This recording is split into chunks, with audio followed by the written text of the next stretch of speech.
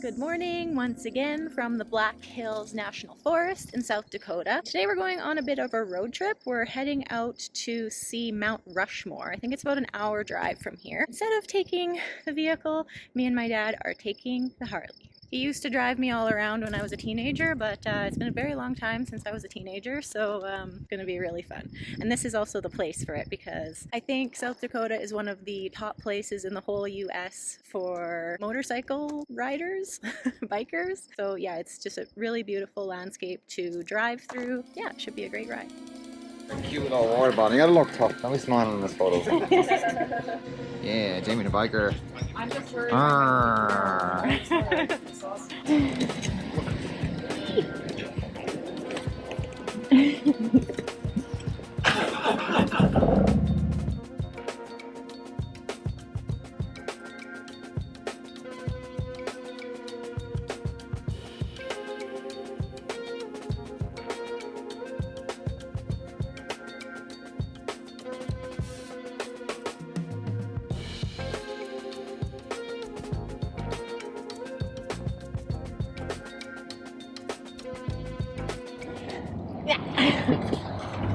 Haven't learned the technique of getting on and off yet.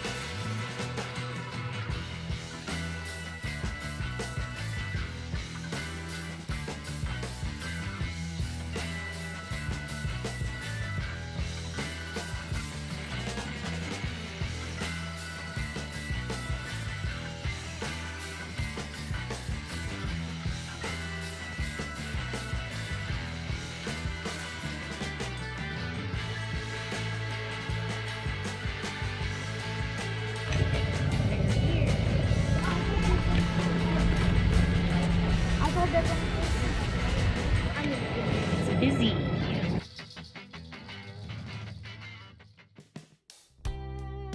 There's no admission to see Mount Rushmore, but there is a parking charge of $10 per vehicle, and that is actually valid for an entire year. So you can just pay once and come all year and see Mount Rushmore, which is pretty amazing.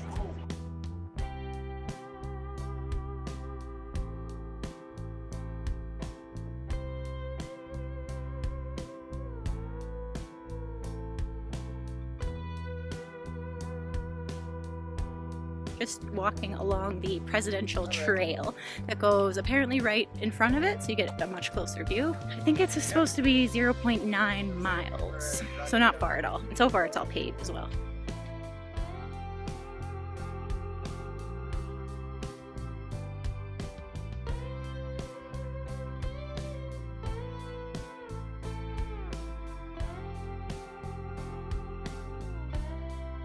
Wow, this is a nice walk. Very well, very well done. Sure, let me line on the mirror. What is in here? This is the view. Oh yeah. Oh. Oh, yeah.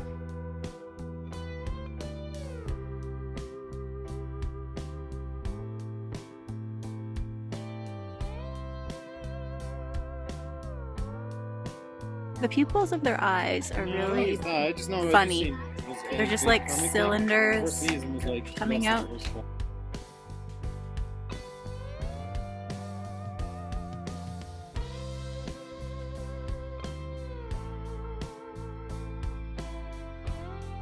I'm Canadian, so I'm not highly educated on US history, but we've got the four lads. We've got George Washington, Thomas Jefferson, Theodore Roosevelt, and Abraham Lincoln. And now I'm not sure exactly why these four presidents were chosen. I don't know if they were maybe like wartime presidents or something.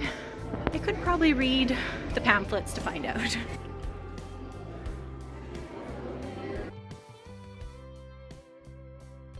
cutting and setting of the dynamite charges.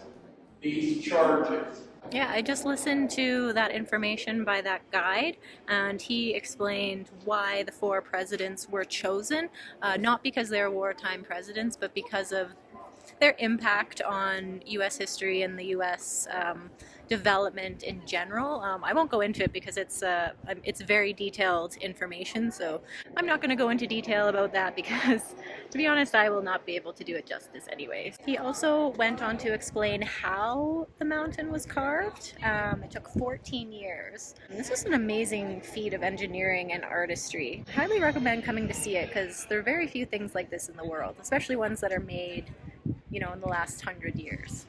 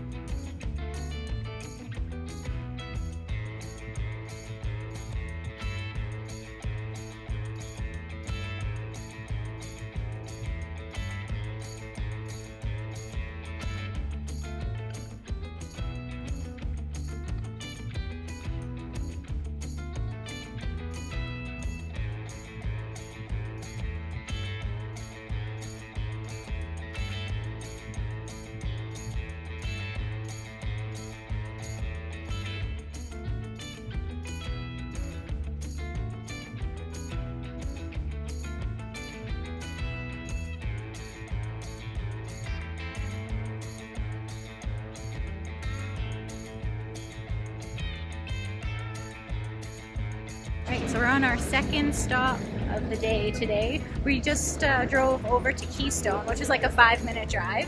So we had lunch in a really cool place. It was just this old-timey saloon back here, which was really cool. Felt like we were back in old Western times. But now we're about to hop on an old steam train from 1880. I don't know if it's actually from 1880, but it's... Supposedly it is a steam train like that runs from the same time. Okay. I'm sure it's been maintained. Yeah, it's really cool.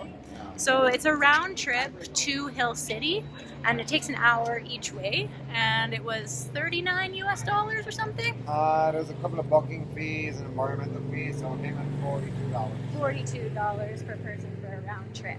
So we're about to hop on there.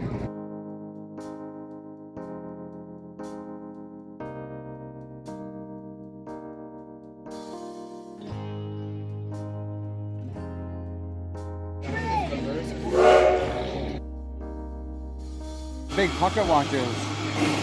Look at this guy, huh? He's playing the part, isn't he?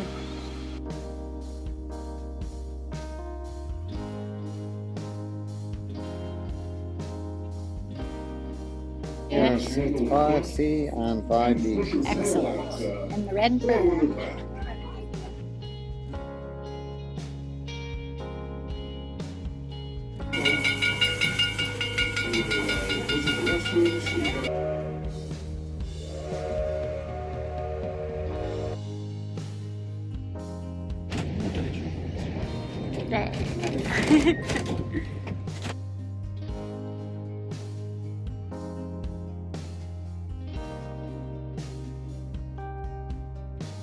See his antlers here?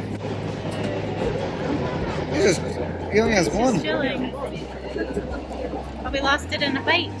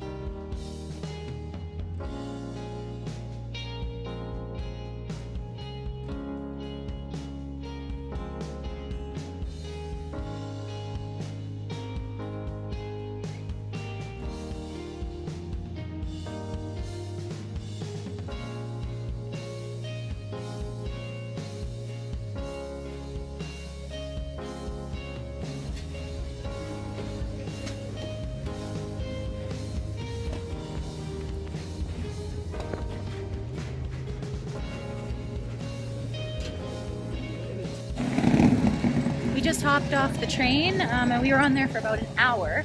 So we're at Hill City now and we're just waiting for the engine to turn around and then we'll be going back to Keystone.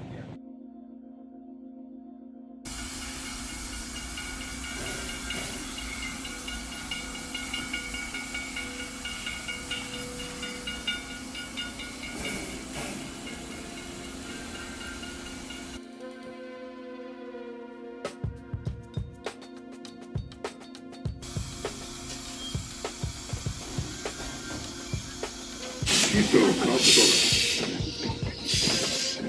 Once again, welcome on board the 1880 train. As the train pulls out of station, look around at the granite peaks and thick ponderosa pine forests surrounding you. An army expedition led by George Custer turned up gold a few miles south of here in 1874. Within months, there were thousands of miners, mule skippers, pedants, gunslingers, and gamblers swarming across the landscape.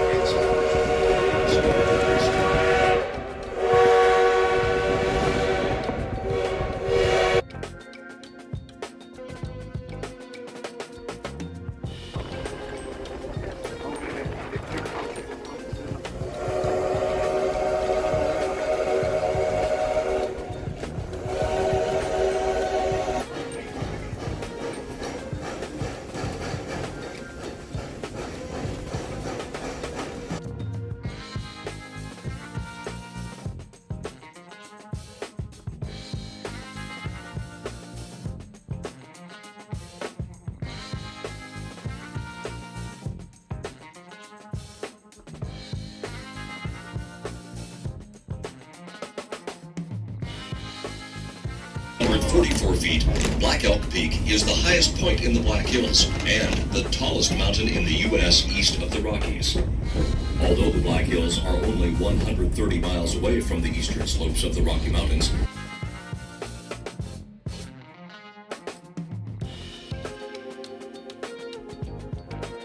And a reminder that the engine pulling your train today is number 108, which was manufactured in 1926. this pleasant open meadow